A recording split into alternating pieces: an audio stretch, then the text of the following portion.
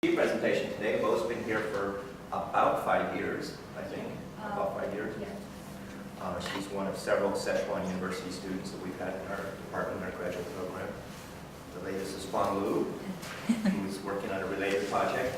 And Bo's project has been a very important project for the state of Washington because there's a tremendous interest in the state of Washington on how effective phosphorus removal processes are at a suite of treatment plants in the Spokane Basin, where there's trying to get effluent phosphorus concentrations down to very low levels. So Bo's research is of great interest to many people out in Spokane County. It's been in the newspaper several times out in Spokane County, sometimes in very favorable ways and sometimes in more controversial ways, depending upon who's writing the article. So I'll let her give a presentation today and take it over and show how her research informs us on the ability of phosphorus removal processes to change the composition of wastewater phosphorus. All right. Thank you all to come here. So thank you again for being here, and feel free to ask me any questions so everybody won't be bored, and make sure you have enough sugar and coffee as well. So my research is the study of phosphorus bioavailability in effluents from advanced wastewater treatments. Every research starts with a question. We always have a question in mind we want to ask for this research. The story starts from this picture. So from left hand, you can see this is a lake we want, crystal clear, very pretty. But unfortunately, we have a lot of phosphorus and nutrient in the water. We're going to see this. The eutrophication, the algae bloom, which we don't want. So as engineering in all the world have been working really hard. Thank you for that. That's much better. That's Yeah, great. Okay, we'll go down. To use different kind of wastewater treatment facilities to treat that phosphorus in the effluent. We've been seeing a lot of significant results, very great achievements. We've been able to achieve lower than 20 microgram per liter of phosphorus. That is amazing. But another story I want to remind you here is we've been dumping a lot of phosphorus, aluminum, the chemical in here, in order to achieve that. So the real question is here, what's really left here? What is in that last 20 microgram per liter of phosphorus? How we can do things more effectively? So when we analyze phosphorus, what people usually do is we use chemical analysis. We analyze them into 4 categories: total phosphorus, total reactive phosphorus, soluble phosphorus, soluble reactive phosphorus. Those are parameters you commonly see in all the papers. But however, I want to remind all of you, those parameters are just based on the chemical analysis. Depends on how much they can react with the chemical reaction. Does not mean anything where they can actually be bioavailable. We commonly see this disconnection between the chemical reactivity and bioavailabilities. Especially for a lot of people, and also from my research, I have been found for some inorganic, we think they are reactive, but they actually not bioavailable, so algae don't use it. For another part, they are not reactive, but probably algae can use it. For organic, we commonly say organic is not reactive in our analysis, but however, they can be used. So they give us a question like, we have been trying all the years to guess what algae want. How about we just ask themselves? This is why we want to do things completely different here. We want to use bioassay to analyze how much phosphorus algae actually like. We classify into bioavailable phosphorus and reconstituted phosphorus. Those are 2 big words, I know, but how you actually think about it? In my language, I think the bioavailable phosphorus as banana here. Why? Because it's either food, you just peel it, you eat it, it's very delicious. Another side of the story, we think them as a coconut here. You have to use some kind of tool or some kind of hammer to break it down in order for you to use it.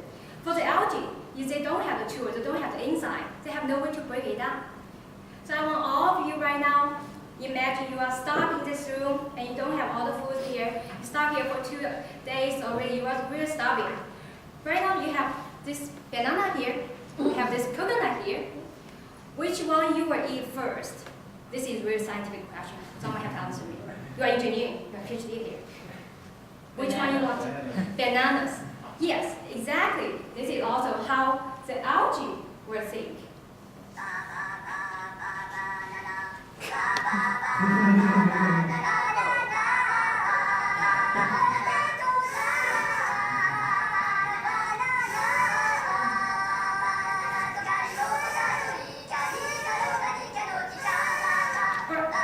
You get an idea. So the question in our research we want to ask is, what is in the effluent from advanced wastewater treatment facilities? I break it down to two questions because I have two stages in my study. In the early stage in my study, the question I want to ask is, what is the bioavailability of the phosphorus in the effluent? And I translate into my language is, how many banana and coconuts are in the effluent? How many we can classify in banana? How many we can classify as a coconut? And second question is, what are the calculated kinetics of dissolved phosphorus in the effluent? Again, that means how fast are the banana and coconut being used by the algae? What's the kinetic we find? In order to answer these two questions, I use two types of bioacid. The first one, I analyze the total bioavailabilities. The basic story about bioacids is actually very simple. You have your sample and you put a little bit of algae in there and put them into a grow chamber and make sure the temperature is right for them, have the lights, and shake them a little bit, play some music, teach them dance. After like 2 weeks, they will grow. And then in the end of the experience, you analyze how much they grow. And you compare those results to your standard curve to get your BAP. That is what we usually do for the chemical analysis as well. This is simple, but another one, after we want to really analyze how fast it's being used, I change it a little bit on my experiment setting. I start with a lot of algae, so make sure they can use it as much as fast as they can, so our result can be conservative. But also, we analyze how much phosphorus left in that sample along 21 days to get data set point like that. So you can see the phosphorus in the sample decrease through the time. And we try to find the best model to fit what is really happening there, to describe the kinetics in there. With these two different bioacids, what I'm getting to answer the first questions, what is the BAP in the effluent? At the first year, I got the samples from Spokane pilot study. They have 3 different aluminum conditions and also plus of filtration. I got the sample after each filtration to analyze how much phosphorus in there and how much BAP in there.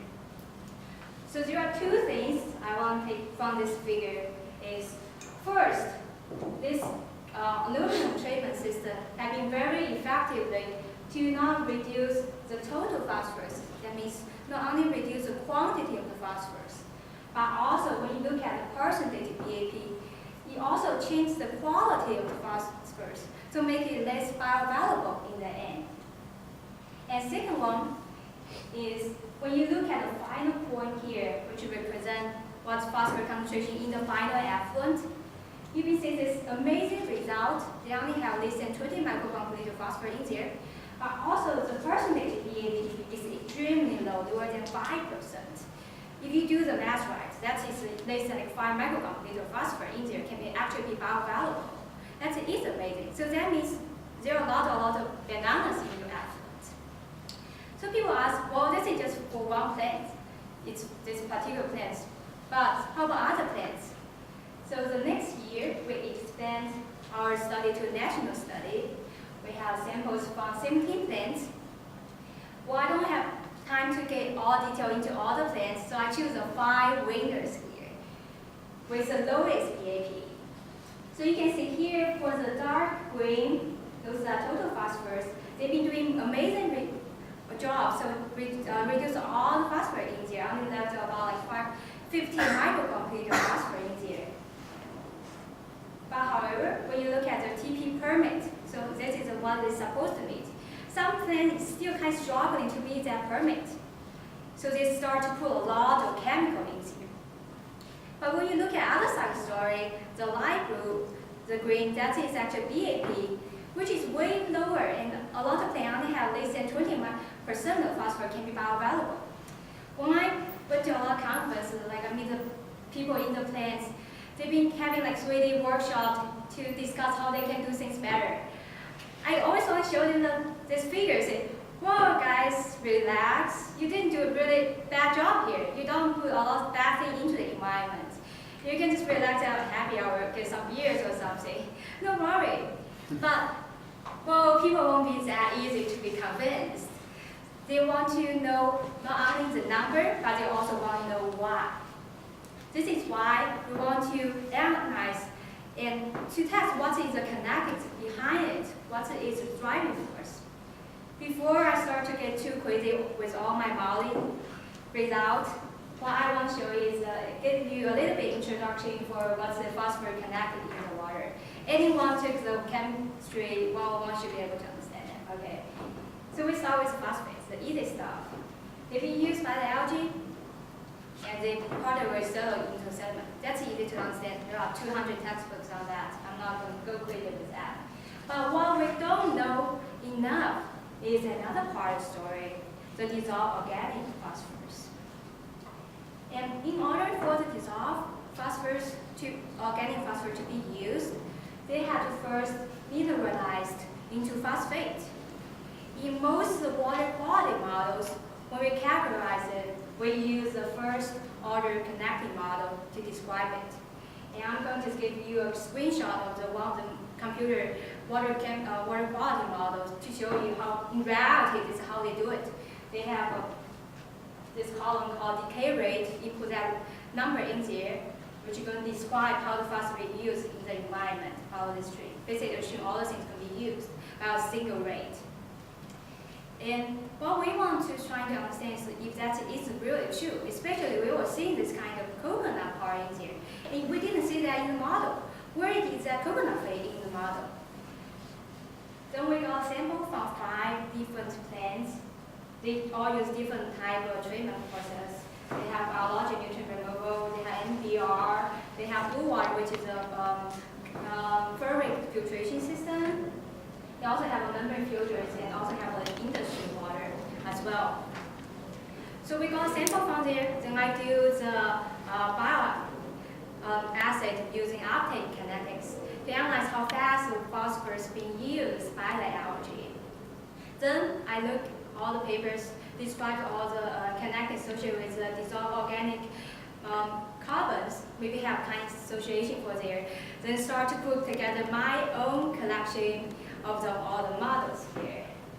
Well, I know it's kind of scary, but I'm a geek, this is how I roll. This is all the models I found, but it's not going to be that kind of scary. I will walk through each one with you. So there are 2 different models. One is the first order connected model, and second one is gamma model. For the first one, the simple one is just have one term here, assume all things about bioavailable. For two-pool model, we have 2 parts. One is really bioavailable, another one is kind of undergo a little bit slower path. This is actually what the water quality model is using. So basically they have 2 pools, one is phosphate, one is organic phosphorus. Then we have the 3-pool models. So we have really bioavailable, slowly bioavailable like the 2-pool model. But most important, here is my coconut fading. There is a reconcentrated phosphorus may not be used. We move into another level of complexity, talk about gamma model. Oh, the function is kind of scary, but the way I think of gamma model is actually describe this bioavailability continuum.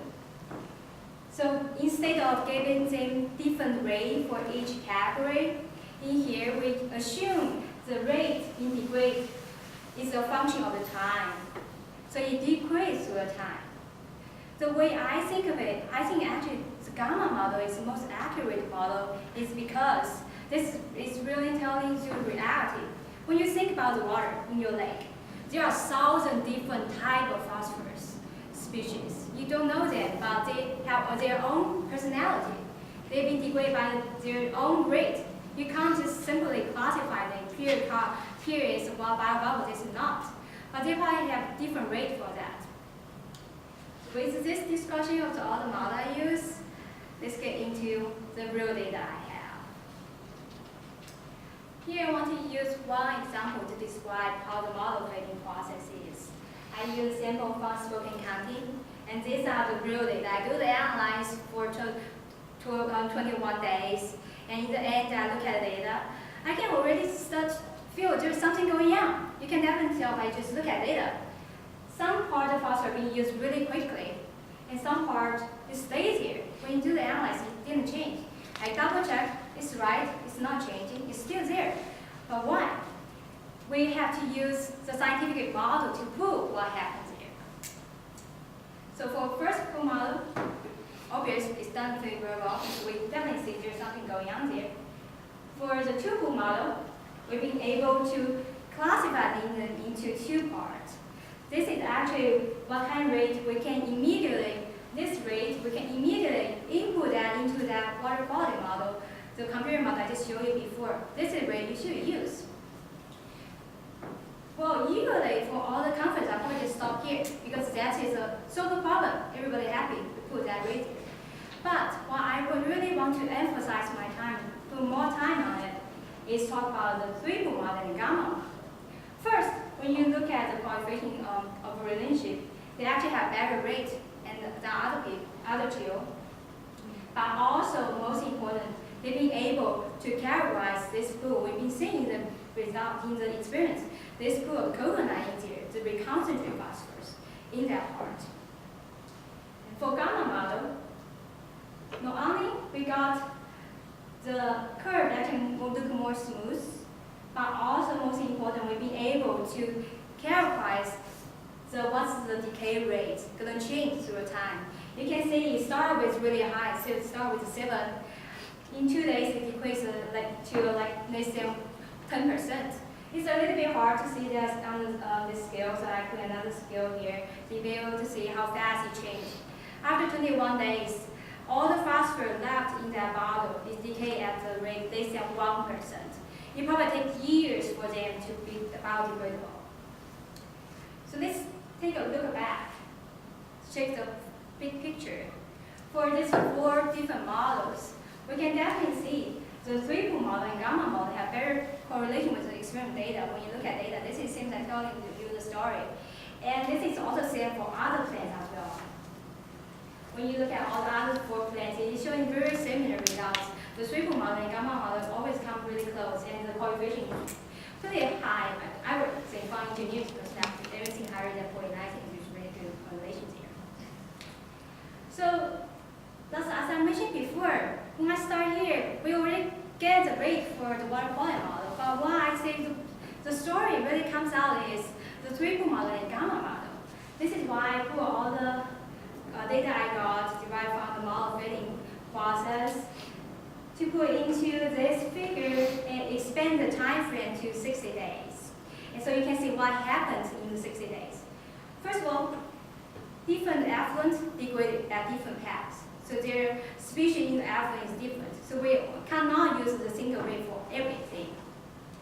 And second, from the gamma model, as I mentioned before, we think this bioavailability continued. When we check the K rate, they start to be really high. But after 2 days, they can get down to less than 10%. After 21 days, all the phosphorus left there, in all the effluent, they all get to less than 1% per day. That means these are going to be kind of reconcentrated and sustained in the system for a long time. So we get back to the three-pool model. In the three-pool model, we'll be able to just get a rate what is the reconcentrated phosphorus in there. Then I put the number into the figure. And that is a moment for me because I've been spending all the years to talk about how much I love bananas. And I give a lot of presentation to the conference. I've been giving all the story about, okay, let's focus on banana, and banana. And like someday even people start to call me like banana girl. I don't know where that's a good name for a girl, but anyway, here what we really see is that's a story of a coconut. This is what I find really interesting here, because we find there are a large percentage of the phosphorus cannot be used by the algae. They're sustained here, these coconuts. How we can know better than them? These are the part you probably will see in the natural, use all the part banana, you're not going to see them. They've been used by 2 days. They're gone. In your lake, what you're really going to see are these reconcentrated phosphorus stays here, not going to be used. So you wanted to understand more about this, I did more analysis on this using the molecule weight fractionation. And well, I want to start this by saying, I know to my committee, this is not in my dissertation, because I just finished the analysis last Sunday. Because I really want to complete my coconut story here. So I continue to analyze and take that as like bonus to actually show up on my defense. And the result actually saying is really interesting. The basic story about the fractionation technique is using different membrane, different pore size, be able to size them different range. So the result for different effluents, you can see they vary differently. So different effluents have different size of molecule in there. For the light blue, these are the one less than 3 kilo, which we assume is really small, tiny one. It's really easy for the algae to use. Anything greater than that will be kind of a little bit harder for them to pass through their membrane system. So I take that part out. We just look at the large part. Then I put my data for a concentrated phosphorus here. That is what really interesting here when I say that, wow, when you can definitely tell from the first 3, they come pretty closely. First, I want to start, these are 2 completely different analyses, bioacid and this can be analyzed using fractionation methods. Those are two completely 2 different methods. But those 2 results come together and make the story here. But also, probably people ask, what happened to the last 2? For this 2, I also look at the results for the fractionation that is less than 3 kilo. What I see here, even though those are really small molecules, they are not reactive when you do the chemical analysis. So my hypothesis here, when I look at these 2 plants, they've been using a lot of chemical in there. Potentially, even though those are kind of small molecules, but when they bound it with the aluminum ferric, they probably also less than bioavailable. So my 2 theory about my coconut story is, first, there could be large molecule size, which is larger than the 3 kilo, and could also be bounded with aluminum phosphorus. Or it could be both, which is going to be really bad for algae. And right now, I start to see the story to be put together, but still, I feel like I'm missing one piece of this puzzle. Is we still don't really know what's in that part. We can do our analysis to guess what's in there to make the relationship easier. But there's no really a technique I can use. I hope I can have to pull down every piece of the phosphorus and label them, identify them like all the bacteria. That could be much easier for me, but there's not. So I look back for all the results I've been getting for these 4 years and start to think maybe I can make some connection there with some previous experiments I've done. So like 2 years before, I did another set of experiments. I used a pure phosphorus compounds, which I bought from the chemist store, and those are pure compounds phosphorus species. And I analyzed how bioavailable are they, and how fast they're being used, which come out with these figures. Well, I know first, like when I start to pull out all the chemical here, I probably start to lose some of you there. But it's not going to be that complicated. When you just don't look at this part, and cover that, you just look at all the figures here. The story here is, first, you already see they are degraded at different rates. This, in some part, proves one of my hypotheses is this bioavailability continuing. Each phosphorus species have their own characters. Even though you give them the same condition, same algae, same amount of night, they can be degraded at different paths. And secondly, when you look at this part, some of the phosphorus species being used up really quickly, being depleted, they are gone in 2 days. Some of them probably a little bit slower, but still, after 14 days, you can't see them in the water. These are the part of the phosphorus you may not be able to see in the natural, they are gone. So I take those out. What's really left in the system are those three. So before I get too quickly into all the chemistry, I want to say that I'm not a chemist. So I may not be the best person to answer all the questions about the chemical structure or molecular weight. And also I know there's a water chemistry professor here, so don't ask me that question, don't embarrass me. but I do know something about this molecule. They are probably not that bioavailable. Let's start with the fatty acid. Fatty acid, you can commonly see in your food, in the nuts, in the cereal.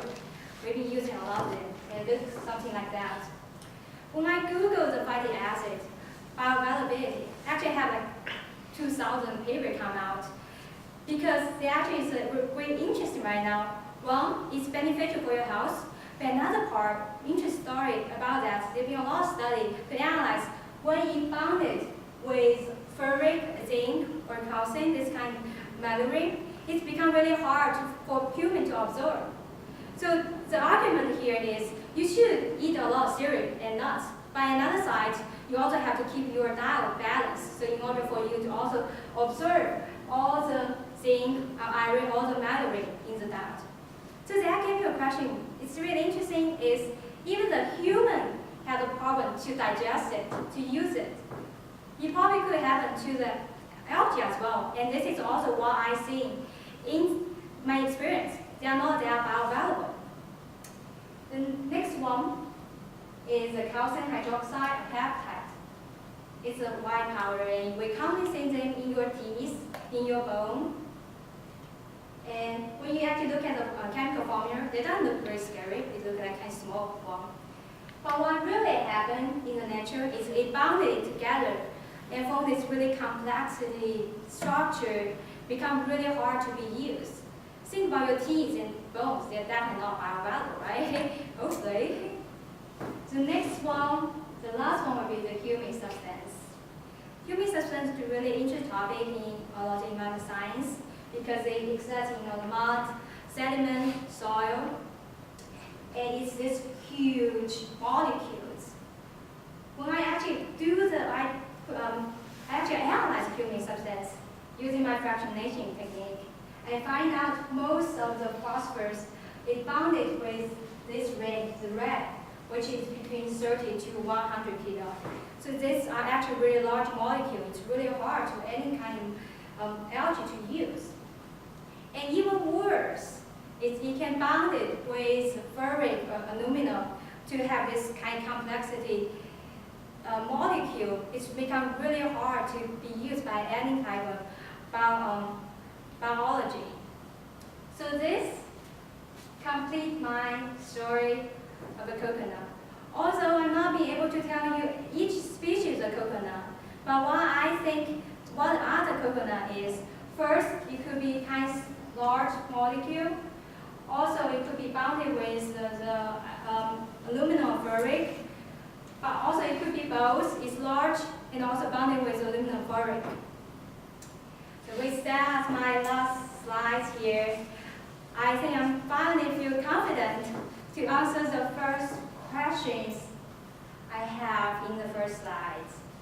What is in the effluent from advanced wastewater treatment? When I started my study, and what I did, I tell people there are banana and coconut in the effluent.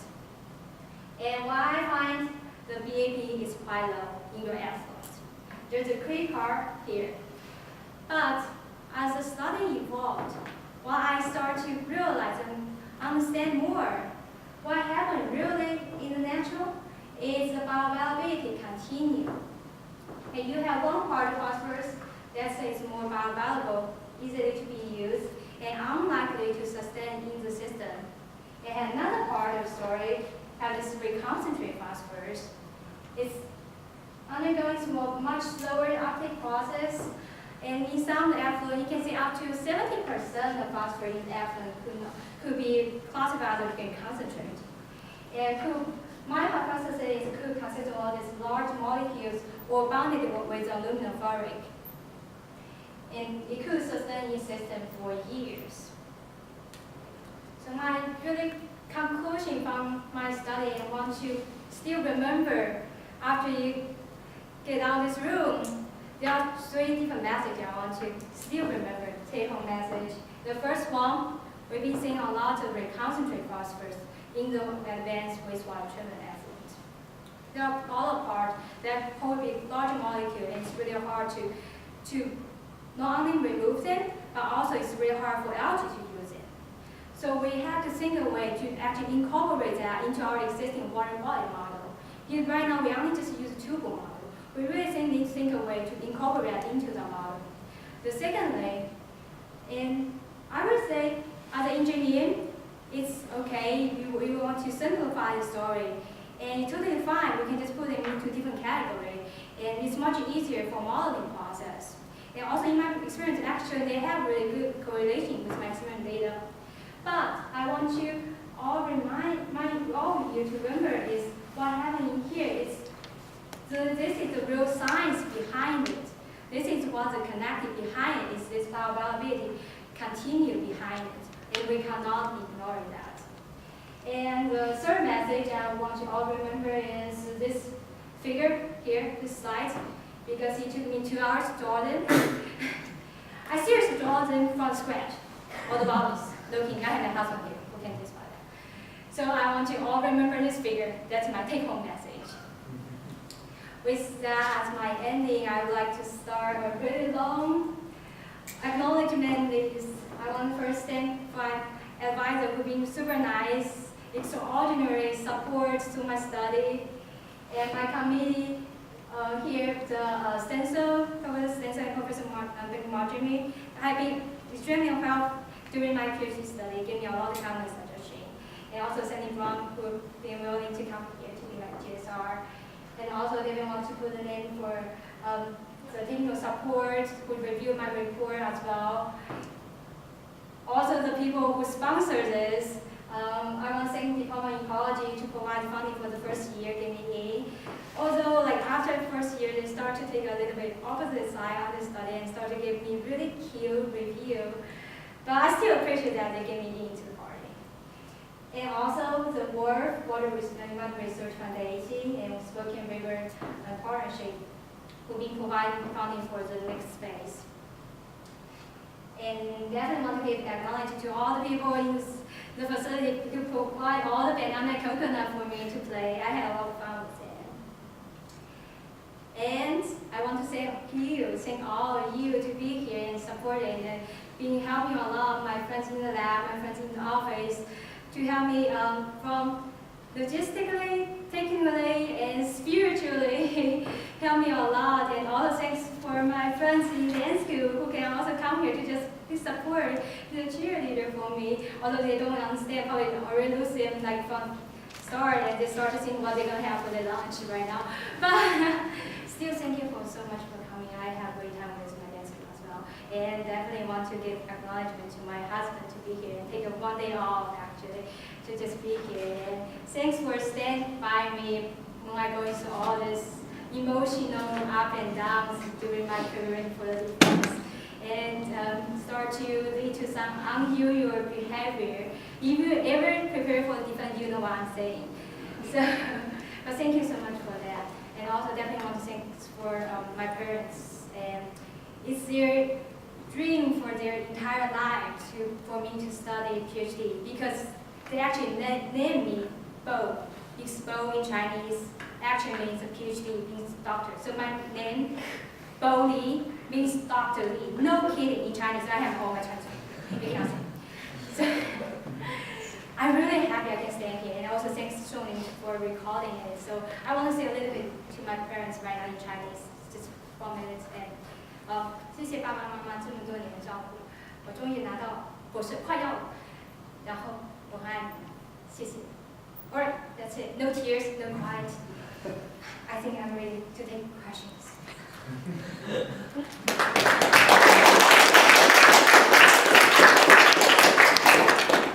Okay, so questions are open to the gallery. Okay. Have any of your alternate models been implemented in any water quality modeling, and did it yield any fundamentally different results than the bimodal, bioavailable, and recalcitrant model? Okay, well, that's actually a really good question because when we started this update experiment, we are actually aiming for is the water quality. I showed you a screenshot. That is the water quality they are using right now. What they are hoping us to get is actually put this two-pool model and give them the rate for the second pool. What is the decay rate for the organic phosphorus? This is an existing model they are using. And they have the rate input in their model as well. And actually, I'm very glad you to ask me this question because I happen to have one slide to prepare for that, just in case you ask. So let me see, I can just put out the slide to show you the difference between there and, let me see. Let's start with this one. All right, so from this figure, what you can learn, all right, let's just, okay, I just want to know. He's like, all right, this Chinese 101 now, don't worry, I won't get you in trouble. So what I want to really show you is this one. And this is the model result we got from the two-pool model. And this is their existing rate. So what you can see here, there's a big Excuse me, Mo, would you go back to the presentation mode a little bit bigger? Oh, okay. No problem. Yeah, what are those coefficients? Are they some kind of Ks or what? You mean Yeah, those like 0.06, what is that? 0.066? Yeah, is that a This is the K rate rate. constant? Yes, so that means 60.6% per day. Okay. And this is as a number they've been using in their existing model. And those are rates they've been derived based on some period study like 10 years ago. This is why we want to come out to update version and specify, especially they already upgrade their facility using the new techniques, using tertiary membrane system. We want to get them the rate for that effluent. So this is the rate we got, and this is actually the difference between here. So what we are saying here is they actually use much slower, because 10 years ago they are still using secondary wastewater treatment facility. So the phosphorus species is very different right now. So Is hope that that. rate constant a function of, don't they relate that to the BOD and you relate yours to the phosphorus? Is that? Yes, correct? yes. They actually use the BOD rate. So the And assume that is similar to phosphorus, but percent phosphorus? it's not really phosphorus. So that's why we actually use phosphorus rate for that. Thank you for that. In your bioassays, were the algae the only life form present, or were there bacteria that could potentially break down humic substances and release phosphorus? Okay, thanks for that question. I would say there are two different bias I've been using. For the first one, because I autoclave the samples, so I'm pretty sure there should be not any other bacteria in there. And also for that experience, the endpoint is actually analyze the cell count. So I want to make sure there's no other bacteria in there. But I would say for the second experiment, but with the way we do the experiment, we filter the water and we put the algae in there, I would say, because we did an autoclave data, because we only want to analyze the dissolved phase, there potentially could be some bacteria in there, but this is okay. This is actually what I want. Anyway, because I want to make sure the rate is conservative. All the other things involving there, all the bacteria, they still can use that are going to be used. This is why you potentially can see in the natural as well. These are going to be used. What micron did you filter? 0.45. Any more questions? Did you autoclave your samples? Were they autoclaved? For the uptake, they are not. Okay. For the first phase, I will cut them because I want to analyze the total phosphorus. So I want to make sure there's no other bacteria in there. So any more questions? Yeah, I have a question for you. So when you were describing your models, you talked about a one-pool G model, a two-pool G model, and a three-pool G model. I don't know what G means. Well, I pull out the G's because this is what they use in the paper. But I think it's not really necessary to use Which one is that, the gamma paper? Yes, the gamma So you paper. mean, okay, so, They use, I think the way they use the G is like described that it is the first connecting model they've been using G. In some paper they don't, but I can keep it in there. But some papers they use G, some papers they don't. You can also use the 1-pool, 2-pool G, 3-pool as well. but I don't understand what G means. Why would you see one pool G? I don't know what G means, so you just want you to say one pool? Yeah, I should just, in the paper I changed it as well, but in here I can just want to separate Okay. the gamma mathematics from the, but in the paper I did it also. Yeah, I had the same confusion because I'm sorry about that. Yeah, I'm just trying to figure out what it meant. Okay, anything that's up I to should that. take it out. Yeah. So you had one plant that used iron to get the phosphorus out Yep. and the rest used alum. Yes. In a freshwater system, in a lake sediment, would you expect the alum phosphate and the iron phosphate to behave similar way, be recalcitrant over time? Mhm. This is, well, I would say I think it might be the case, and also I think those, especially for the humic substance, which is really interesting one, there are a lot of papers discuss this humic substance bonded with aluminum ferric in the soil as well in the sediment. Actually, this is another part really interesting is I know you've been doing a lot of compost study, and one thing that I found out one interesting for the humic substance, that definitely is a part we've been seeing a lot in the compost as well. And I know for some of the plants, for the compost, some of the compost is leaching out the phosphorus.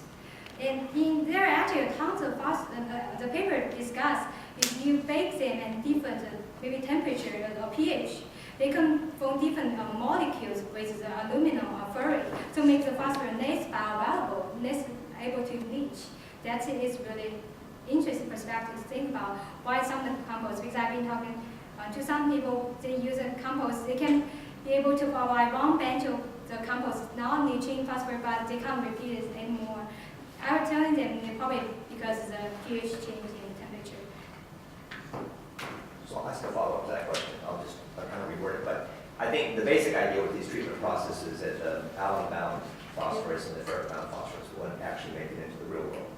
But I think Dr. Brown's question is, if ferric phosphorus and alum-bound phosphorus made it into the real world, how might it vary in the extent to which it gets Change over brought time. back up into the biological processes? Okay, I see. I would say for that question, there are two parts. Will they actually be removed by the process? Well, what you're saying Which that was some a- gets in, Yeah. some gets gets in. into the I would- originally. That also depends on the DO concentration and pH in there. So some papers say if the pH is the pH condition is in the range, they're probably going to release some of the phosphorus out. But in some of the oxidant condition, they probably be able to hold that phosphorus back. Which forms? So for the different kind of Which forms would stay in the sediments and which ones would stay in the sediments? so for the one stay in the sediment, I believe is the one less than when the pH lower than 2. This is why also in the chemical analysis, when you put all the acid in there, you're probably going to decrease the pH in there and be able to release that phosphorus. But in reality, in the natural, you probably won't see the pH lower than 2, so probably be bounded with the phosphorus. That answers the question. Okay. Thank you. Okay, thanks. So I have another question. So you said that 3 kilodaltons is a small particle. Yes. I think from a perspective of algae, it's a large particle. So what would be a small particle for the algae? What would be about the size range that they could pass across the cell membrane? I don't know exactly the answer on this, but this is just my guess.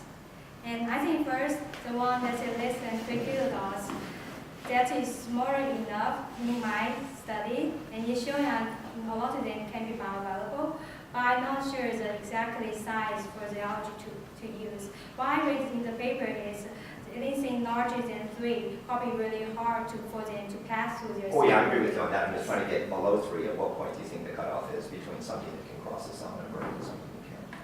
Well, I can make a guess on that, but Okay. I not know What's your the guess? exact, I would say 1, One. because this is what actually the memory I used before. Okay.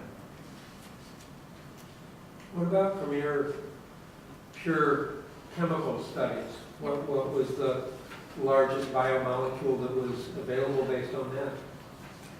So for the one that is larger molecule than like the DNA, ATP, so the hypothesis is they have the enzyme to break it down first, so they be able to absorb it.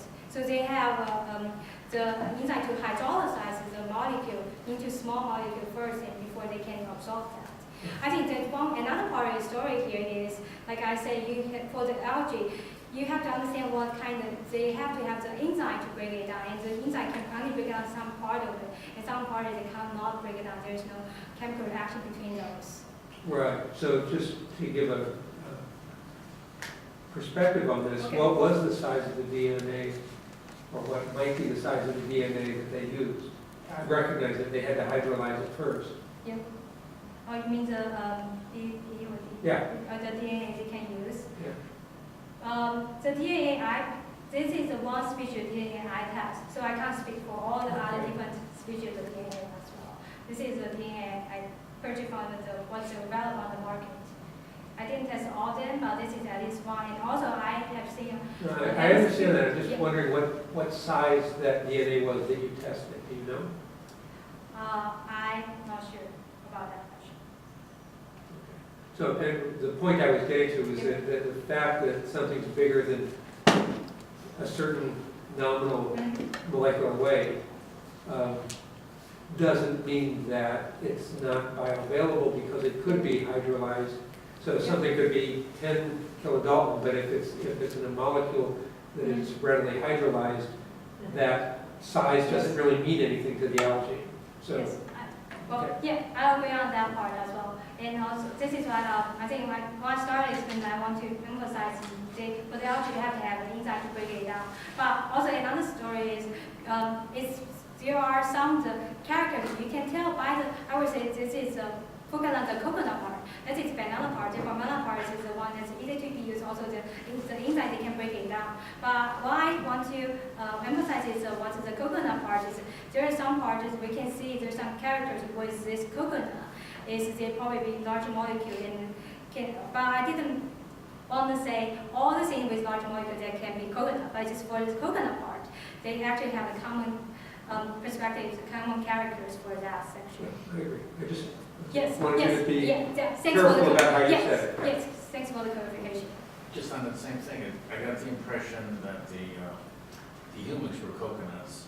Yep. And aren't they pretty large? Aren't they pretty large? Yes. molecule? Yes. Is there a way to determine the amount of humans that would be in that one? In terms of how much, because that's what Worf was thinking, Okay, that the amount of humans is where the more recalcitrant material is. okay. Is there a way to determine that for a given effluent? I think I would relate to the nitrogen study they have done, and their hypothesis is one is hydrophobia, hydrophilic, then to use that technique to separate the humic substance. But in my study, what I do is I actually just analyze the humic substance and find out they are not bioavailable, and also find they are in the large size of it. So, any more questions? How did you determine the fractionation, like the proportions of the sizes? Okay. For that question, I use the ultrafiltration. Actually, you help me to set up that system, Right. and I use different membrane. They have different pore size. So you think they must, it's the same as other membrane as well. You have different pore size. You'll be able to cut. This is a size smaller than 3. This is a size lower than 10. And then you calculate the difference between the two to get the size range between those two size range.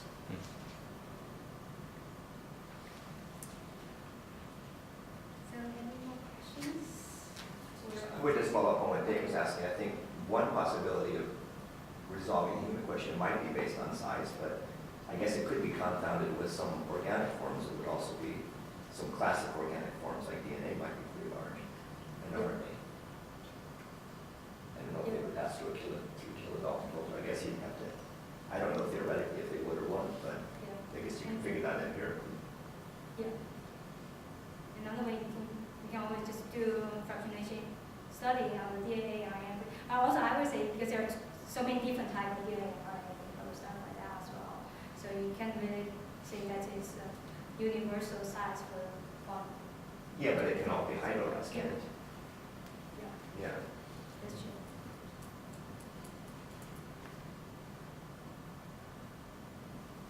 Any more questions? Okay, well, if there's no questions, then we'll move to the closed door part of the exam. Mike Brett, I'm Bo Lee's PhD advisor. I've been working with Bo for 5 years now.